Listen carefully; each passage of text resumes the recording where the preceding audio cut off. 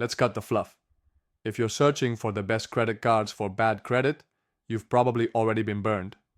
You've seen those top 10 lists that don't explain why the card is good. You've clicked on offers with ridiculous annual fees, low limits, or hidden charges. You've been told guaranteed approval, only to get denied again. And now you're asking, where are the real credit cards? The ones that help you rebuild, not just trap you? Here's the truth.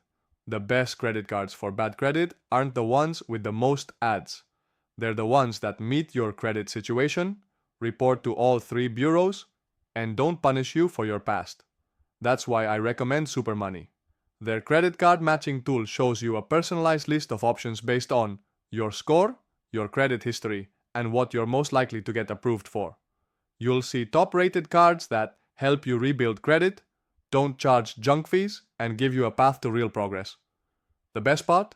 There's no hard credit pull just to check, and it takes under 2 minutes to see what you qualify for.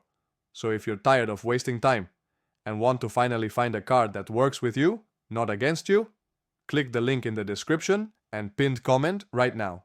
Because bad credit shouldn't stop you from building a better future, and the right credit card can be your first step.